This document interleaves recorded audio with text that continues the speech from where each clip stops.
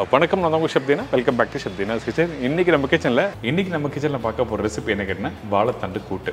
இதோட தக்காளி மிளகு ரசம். ஃபஸ்ட்டு இந்த வாழைத்தண்டு கூட்டுக்கு தேவையான பொருட்கள் பார்த்தலாம். வாழைத்தண்டு 250 கிராம், கடலைப்பருப்பு 3 டேபிள் ஸ்பூன், பாசிப்பருப்பு 4 டேபிள் ஸ்பூன், தேங்காய் 4 பத்தை, பச்சை மிளகாய் 5லேருந்து 6 நம்பர், காய்ந்த மிளகாய் 4லேருந்து 5 நம்பர், இடித்த பூண்டு 15 பல்லு, சின்ன வெங்காயம் 20 நம்பர், தக்காளி 2 நம்பர், மஞ்சத்தூள் 1/4 டீஸ்பூன், மிளகாய் பவுடர் 1/2 டீஸ்பூன், தனியா பவுடர் 1/2 டீஸ்பூன், கருவேப்பிலை சிறிதளவு, கொத்தமல்லி தேவையான அளவு, முழு சீரகம் 3/4 டீஸ்பூன், கடுகு 1/4 டீஸ்பூன், உப்பு தேவையான அளவு, எண்ணெய் சமைக்கிறதுக்கு தேவையான அளவு, தேங்காய் எண்ணெய் 2 டேபிள் ஸ்பூன். இதாங்க இந்த ரெசிபிக்கு தேவையான பொருட்கள். ஃபஸ்ட்டு நம்ம என்ன பண்ணுறோன்னா, இந்த வாழைத்தண்டை பொடிசாக கட் பண்ணி எடுத்து வச்சுருக்கேன். அதுவும் பர்டிகுலராக வாழைத்தண்டை நீங்கள் கட் பண்ணும்போது கூட்டுக்கு இந்த மாதிரி சின்னதாக கட் பண்ணிங்கன்னா அந்த பருப்போடு சேர்த்து சாப்பிடும்போது நல்லாயிருக்கும். கடலைப்பருப்பு எந்த சைஸில் இருக்கோ அதே சைஸில் இந்த வாழைத்தண்டை கட் பண்ணுங்க. அதுக்கப்புறம் வாழைத்தண்டில் இருக்க நார் எல்லாத்தையும் எடுத்துகிட்டு க்ளீன் பண்ணி எடுத்து வச்சுருக்கேன். இதில் மஞ்சத்தூள் கொஞ்சம் போடுறோம். எதுக்காக இந்த இடத்துல மஞ்சத்தூள் போடுறேன்னு கேட்டால் காரணம் இருக்குது. இந்த வாழைத்தண்டை கட் பண்ணி முடித்த பிறகு கலர் மாறாமல் இருக்கிறதுக்கு மஞ்சத்தூள் போட்டு வச்சுருக்கோம். இதுக்கு பிறகு நம்ம என்ன பண்ணுறோன்னா, இதை அப்படியே கடாயில் போட்டு வாழைத்தண்டை தனியாக வேக வச்சிடறோம். வேக வைக்கும்போது கொஞ்சமாக உப்பு போட்டுருங்க. உப்பு அதிகமாக போனோம்னா ஒரு 1/4 உப்பு போடுங்க. கடைசியாக நம்ம வேணும்னா திருப்பி போட்டுக்கலாம். இப்போ இந்த வாழைத்தண்டு நல்லா வேகணும். வேகிற பக்கம் என்ன கேட்டிங்கன்னா கரெக்டாக ஒரு 3/4 வேக்காடு அளவுக்கு வேக வச்சுருங்க. அதாவது ஒரு 80% அளவுக்கு வெந்திருக்குன்னு சொல்ல வரேன்.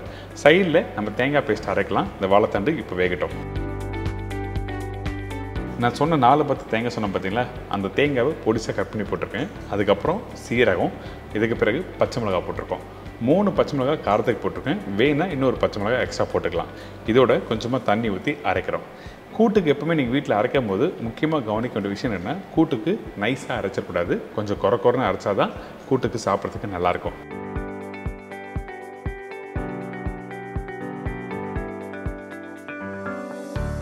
கரெக்டாக பார்த்தீங்கன்னா 85 to 90% அளவுக்கு அரைச்சிருக்கணும். இப்போ தேங்காய் அரைக்கிற பக்கம் உங்களுக்கு தெரிஞ்சிச்சு. அதுக்கப்புறம் இந்த வாழைத்தண்டும் நல்லா ரெடி ஆகிடுச்சு. ஆல்மோஸ்ட் ஒரு 90% அளவுக்கு வாழைத்தண்டு ரெடி ஆகிடுச்சு.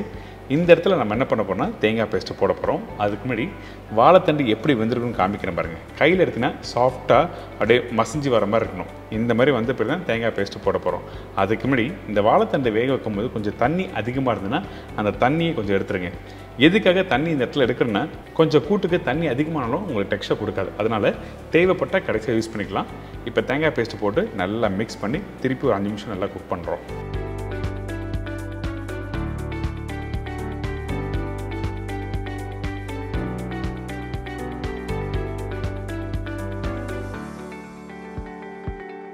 இந்த மாதிரி தேங்காய் பேஸ்ட்டு போட்ட பிறகு கொதிக்கும் போது கொஞ்சம் லூஸ் ஆகும். அதுக்கு பிறகு திக்காக ஆரம்பிக்கும். இந்த தேங்காய் பேஸ்ட் வெந்த பிறகு தான் நம்ம என்ன பண்ணுறோன்னா வேக வச்ச கடலைப்பருப்பும் பாசிப்பருப்பும் யூஸ் பண்ண போகிறோம். அதனால் இந்த கடலைப்பருப்பும் இந்த ஸ்டேஜில் போட ஆரம்பிக்கிறேன். கடலைப்பருப்பு முழுசாக இருக்கணும். எப்படி வீட்டில் சுண்டலுக்கு வந்து நீங்கள் வேக வைப்பீங்களோ அதே மாதிரி பக்குவத்தில் வேக வச்சுருங்க. கையில் எடுத்திங்கன்னா நல்லா மெதுன்னு சாஃப்டாக இருக்கணும். அதே டைமில் தண்ணியோட கொஞ்சம் போடுங்க. ஏன்னா பருப்பு தண்ணி இருந்தால் தான் டேஸ்ட்டு கொடுக்கும். அதனால் நம்ம என்ன பண்ணுறோம், தேவையான அளவுக்கு கடலைப்பருப்பு, தேவையான அளவுக்கு தண்ணி ஊற்றி நல்லா மிக்ஸ் பண்ணுறோம்.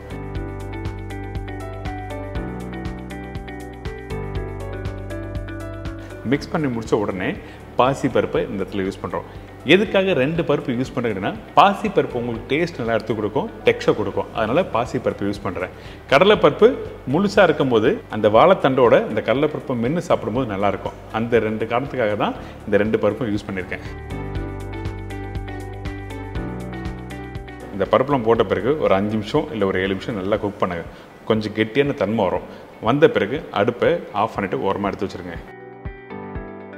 இன்னொரு கடாயில் கொஞ்சம் எண்ணெய், நெல்லெண்ணெய் யூஸ் பண்ணலாம், கடலெண்ணெய் யூஸ் பண்ணலாம். உங்களுக்கு எது வசதியாக இருக்கோ அதுக்கேற்ற மாதிரி யூஸ் பண்ணுங்கள். இந்த எண்ணெய் சூடான பிறகு கடுகு போட்டிருக்கோம். கடுகு நல்லா பொரிஞ்ச பிறகு நம்ம என்ன பண்ணுறோம், சீரகம் போடுறோம். இந்த சீரகம் போட்டோடனே இடித்து வச்சுருக்க பூண்டு தோலோடு இடித்து வச்சுருக்க பூண்டு தான் நான் போட்டிருக்கேன். அதுக்கு பிறகு இந்த சின்ன வெங்காயம். இந்த மாதிரி ரெசிபிக்கு சின்ன வெங்காயம் யூஸ் பண்ணுங்கள், ரொம்ப நல்லாயிருக்கும். அதே டைமில் அந்த வெங்காயம் கட் பண்ணும்போது 1/2 இல்லை 1/3 கட் பண்ணி போடலாம். இதுக்கு பிறகு பச்சை கருவேப்பிலை, பச்சை மிளகாய், காஞ்ச மிளகாய் இதெல்லாம் போட்ட பிறகு நம்ம என்ன பண்ணுறோம், அந்த பூண்டு சின்ன வெங்காயம் இதெல்லாம் நல்லா வதங்கின பிறகு தான் தக்காளி போட போகிறேன். அதே டைமில் இந்த இடத்துல வெங்காயம் ரொம்ப நேரம் வதங்கக்கூடாது. அந்த வெங்காயம் முழுசாக தெரியணும். அதாவது இந்த மாதிரி பக்குவத்தில் இருந்தால் தான் அந்த கூட்டு முடித்த பிறகு அந்த காய்கறி, பருப்பு, வெங்காயம் எல்லாம் சேர்த்து சாப்பிடும்போது நல்லாயிருக்கும்.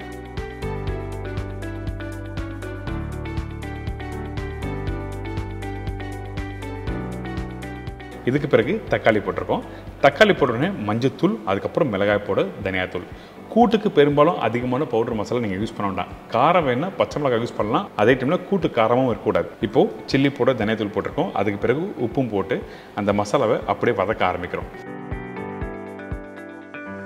நீங்கள் வதக்கும் போது உங்களோட அடுப்போட ஃப்ளேம் வந்து மீடியம் ஃப்ளேம் வைங்க. ஹை ஃப்ளேம் வச்சுன்னா இந்த பவுடர் மசாலா தீஞ்சி போகிறதுக்கு வாய்ப்பு இருக்குது.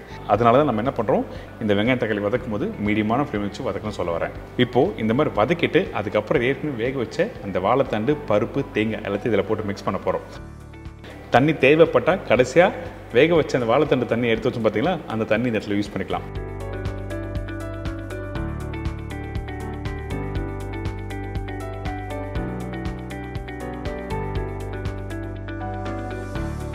இதுக்கு பிறகு நம்ம என்ன பண்ணுறோம், அந்த மசாலா, அந்த வாழைத்தண்டு எல்லாத்தையும் நல்லா மிக்ஸ் பண்ணுங்கள். மிக்ஸ் பண்ணிட்டு ஒரு 5 நிமிஷம் நல்லா கொதிக்க விடுங்க. அதுக்கு பிறகு நம்ம என்ன பண்ணுறோன்னா, ரொம்ப கெட்டியாக இருந்தால் மட்டும்தான் அந்த வேக வச்ச தண்ணியை இந்த இடத்துல யூஸ் பண்ணுறோம். நல்லா புரிஞ்சுக்கங்க, தண்ணி அவுட் பண்ணவே இல்லை. தேவைப்பட்டால் மட்டும்தான் தண்ணி யூஸ் பண்ணணும். எப்போவுமே கூட்டு வந்து கொஞ்சம் கெட்டியாக இருந்தால் தான் நல்லாயிருக்கும் சாப்பிட்றதுக்கு.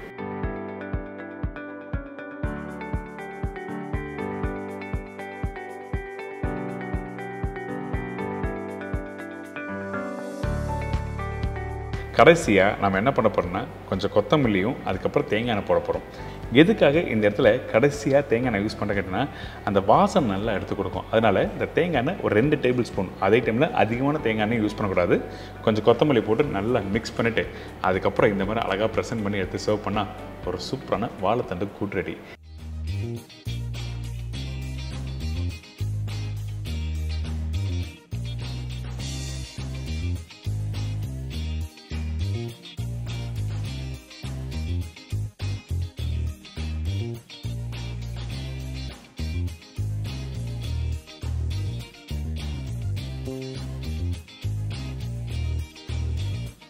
இதை தொடர்ந்து ஒரு சூப்பரான தக்காளி மிளகு ரசம் எப்படி ரெடி பண்ணுறது பார்க்க போகிறோம். இப்போ இந்த ரெசிபிக்கு தேவையான பொருட்கள் பார்த்தலாமா?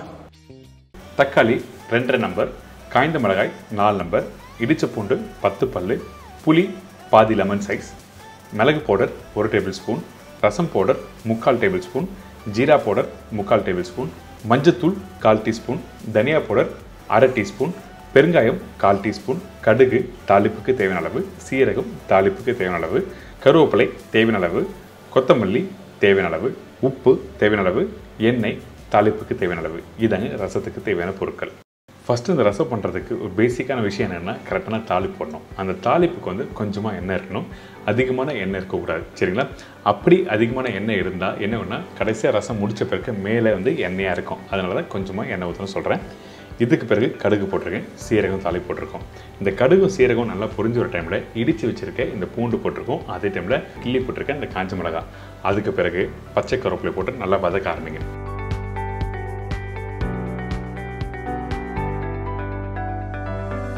தாளிப்பு கரெக்டாக போட்டிங்கன்னா உங்களுக்கு சூப்பரான ரசம் கிடைக்கும். அதனால தான் ஃபஸ்ட் எடுத்தோடனே இடித்த பூண்டு, காஞ்ச மிளகாய், கடுகு, சீரகம், கருவேப்பிலை இதெல்லாம் போட்டு தாளிச்சிருக்கோம். இதுக்கு பிறகு தக்காளி 2 தக்காளி சொன்னோம் பார்த்தீங்களா, அதில் 2 தக்காளி பொடிசாக கட் பண்ணி போட்டிருக்கேன், 1/2 தக்காளி பேஸ்ட்டாக அரைச்சி போட்டிருக்கோம். எதுக்காக இந்த மாதிரி போட்டிருக்க கேட்டிங்கன்னா, இந்த தக்காளி இது மாதிரி அரைச்சி போடும்போது அந்த டேஸ்ட் நல்லா எடுத்து கொடுக்கும். அதனால தான் இந்த மாதிரி பண்ணுறோம். இதே நீங்கள் வீட்டில் பண்ணும்போது என்ன பண்ணுவீங்க, சின்ன குவான்டிட்டி பண்ணுவீங்க. அந்த டைமில் தக்காளி, மிளகு, சீரகம், கொத்தமல்லி, கருவேப்பிலை இது எல்லாத்தையும் நல்லா கையில் கரைச்சி அதுக்கப்புறம் தாளிப்பு போட்டு கம்ப்ளீட் பண்ணுவீங்க. ஆனால் இதே குவான்டிட்டி அதிகமாக பண்ணும்போது இந்த மெத்தட்லாம் பண்ணோம். இதுக்கப்புறம் உப்பு, மஞ்சத்தூள், தனியா பவுடர். இதுக்கப்புறம் ரசம் பவுடர் இந்த இடத்துல யூஸ் பண்ணியிருக்கேன். இந்த ரசம் பவுடர் எப்படி பண்ணுறது சொல்லிட்டு நம்ம சேனலில் போட்டிருக்கேன். அதோட லிங்க்கும் நான் கீழே கொடுத்துருக்கேன். நீங்கள் வீட்டில் ட்ரை பண்ணி பாருங்கள். இந்த ரசம் பவுடர் எந்த இடத்துல எப்படி யூஸ் பண்ணணும்னு சொல்லிட்டு நிறைய பேர் கேட்டிருக்கீங்க. அதனால தான் இந்த ரசம் பவுடர் எப்படி யூஸ் பண்ணணும்னு சொல்லிட்டு இந்த இடத்துல காமிச்சிருக்கேன். இதுக்கு பிறகு எல்லாத்தையும் நல்லா மிக்ஸ் பண்ணுங்கள். அதே டைமில் கொஞ்சம் கொத்தமல்லி போட்டு நல்லா வதக்க ஆரம்பிங்க.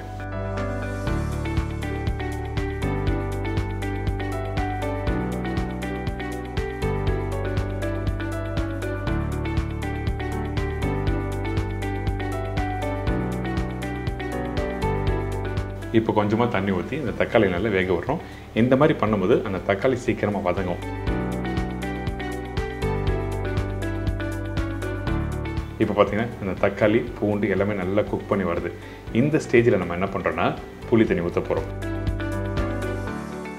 புளி தண்ணி உங்களுக்கு புளிப்பு தன்மைக்கு ஏற்ற மாதிரி நீங்கள் ஊற்றிக்கலாம். ஆனால் தக்காளி மிளகு ரசம் பண்ணும்போது எப்பவுமே புளியோட அளவு கம்மியாக இருக்கணும். அந்த தக்காளியோட டேஸ்ட் தான் ஃபஸ்ட்டு தெரியணும். அதனால தான் புளி கம்மியாக ஊற்றணும்னு சொல்ல வரேன்.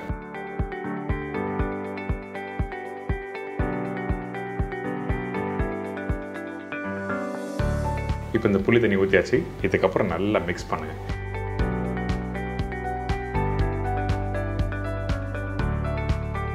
இதுக்கு பிறகு நம்ம என்ன பண்ணுறோம்னா தண்ணி ஊற்றுறோம். தண்ணி ஊற்றி நல்லா கொதிக்க விடலாம். நிறைய பேர் வந்து ரசத்தை வந்து கொதிக்க விடக்கூடாது அப்படின்னு சொல்லுவாங்கள்ல. அதுக்கு என்ன காரணம் கேட்டிங்கன்னா, நீங்கள் கடைசியாக மிளகு சீரகெல்லாம் போட்டு கொதிக்க விட்டீங்கன்னா கண்டிப்பாக கசப்பு தன்மை வரும். இந்த புளி தண்ணி ஊற்றின பிறகு தண்ணி ஊற்றி கொதிக்க விட்டிங்கன்னா உங்களுக்கு எந்த ஒரு ப்ராப்ளமும் இல்லை. நல்லா புரிஞ்சுக்குங்க. புளி தண்ணி ஊற்றின பிறகு தண்ணி ஊற்றி கொதிக்க விட்டிங்கன்னா உங்களுக்கு ஒன்றுமே ஆகாது. இதே கடைசி ஸ்டேஜில் நீங்கள் கொதிக்க விட்டிங்கன்னா கண்டிப்பாக கசப்பு தன்மை வந்துடும். அதனால தான் நம்ம என்ன பண்ணுறோம், இந்த புளி தண்ணி ஊற்றின பிறகு தண்ணி ஊற்றி நல்லா கொதிக்க விடுறோம். ஏன் கேட்டிங்கன்னா அந்த புளிப்போட பச்சை வாசனை போகணும். அதுக்கு பிறகு தான் அடுத்த ஸ்டேஜ் போகணும். சரிங்களா? இதுக்கு பிறகு உங்களுக்கு தண்ணி வேணும்னா திருப்பி தண்ணி ஊற்றிக்கலாம். கொஞ்சம் கெட்டியாக இருந்ததுன்னா நல்லா இருக்காது ரசம். அதனால தான் நம்ம என்ன பண்ணுறோம், கொஞ்சம் தண்ணி ஊற்றின பிறகு இந்த சீரகம், மிளகு, பெருங்காயம், கொத்தமல்லி, கருவேப்பிலை எல்லாமே வந்து இதில் போட போகிறோம். இதுக்கு பிறகு நம்ம என்ன பண்ணுறோம் கேட்டிங்கன்னா, உங்களோட அடுப்பு வந்து லோ ஃப்ளேமில் இருக்கணும், ஹை ஃப்ளேமில் இருக்கக்கூடாது. அப்படி இருந்துன்னா கண்டிப்பாக வந்து கொதிக்க கொதிக்க டேஸ்ட் மாற ஆரம்பிச்சிடும். நல்லா புரிஞ்சுக்கங்க.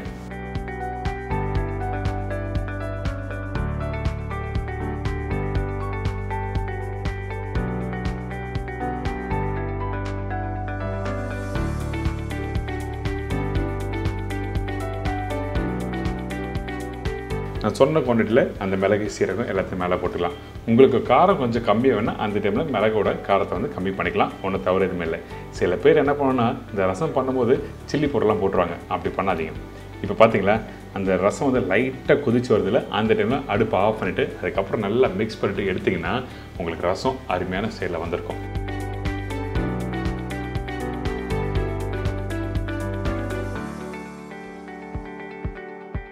இதுதான் ப்ராப்பர் மெத்தட். எந்த இடத்துல கொதிக்க விடணும், எந்த இடத்துல கொதிக்க விடக்கூடாதுன்னு சொல்லிட்டு தெளிவாக வீடியோவில் கொடுத்துருக்கேன். கண்டிப்பாக ட்ரை பண்ணி பாருங்கள். இனிமேல்ட்டு உங்கள் வீட்டில் தக்காளி மிளகு ரசம் பண்ணும்போது ப்ராப்ளம் வராது. இந்த மெத்தடில் நீங்கள் ஃபாலோ பண்ணால் ஒரு சூப்பரான ரசம் கிடைக்கும்.